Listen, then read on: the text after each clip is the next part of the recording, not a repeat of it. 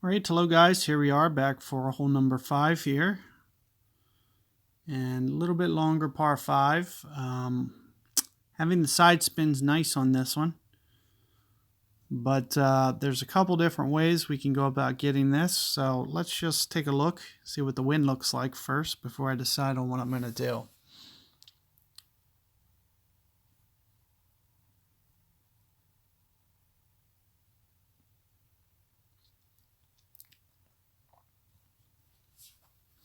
So having a little bit of the extra length is going to help. That's why you see me bringing extra mile. Of course, we did get a good straight tailwind. That's going to help.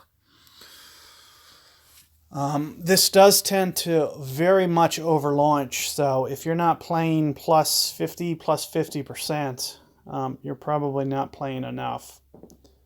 So whatever your normal is, what club bag has a number 6? Here's one. So extra mile 6, as I mentioned, just expect it to launch. What I'm kind of thinking here is maybe a hook shot. Other thing you can do is use full side spin, full curl. It'll barely get over enough. However, this will really help. And as you can see, 5.2, as I mentioned, well up here. It's going to land very close to that fairway edge, I'm sure of it. So I might, just to be safe, with my Titan, just come off the power just slightly.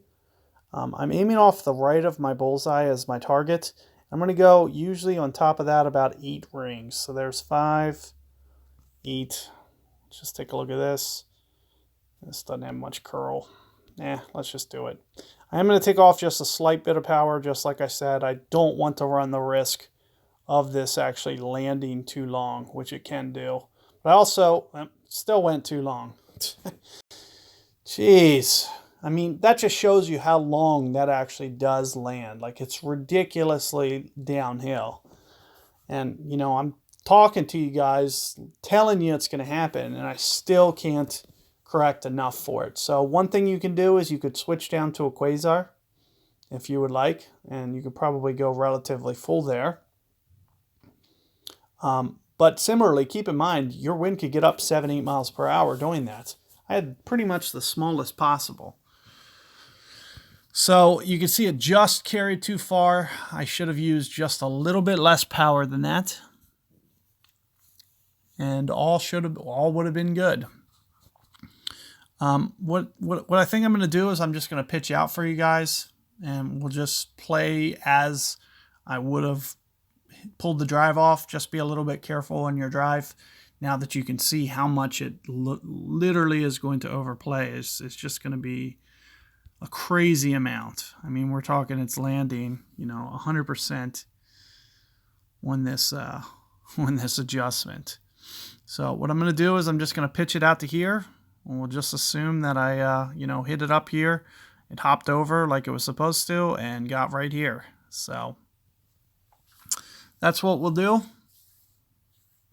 And very little had to change for that result to happen. So, definitely within your means to be able to do so. Especially with the extra mile, having all that length should be able to easily get up that far.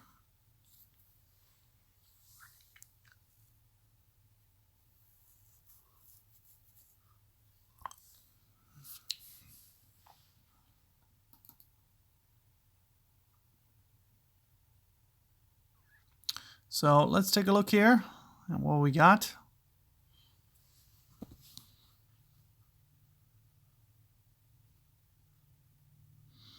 And you'll see that it should be a relatively straightforward bump. Looks like we just got up to thorn here with this. So there's a potential that it'll be at like a backbone. And with a backbone, you'll probably want to use, I would say, about 1 topspin. But with this Hornet, I'm going to use full. So Hornet 4, it's about 90 accuracy. It is going to just slightly, when you move down to this lower elevation, land a bit short. So I'm going to under adjust just slightly. That's about 5.2 rings. because as I mentioned, it is going to land short. So here you can see it still landed almost. That was still an overplay. Even though I played essentially max rings, almost pretty much spot up, it still landed about 1 ring short of that rough edge. So you can see it didn't quite have enough to climb up the hill, but you can see with a little bit of topspin, leaving it back in long iron territory as well, with that nice straight wind, it's going to give you a very makeable shot. So good luck there, guys, and I'll see you guys on 6 coming up.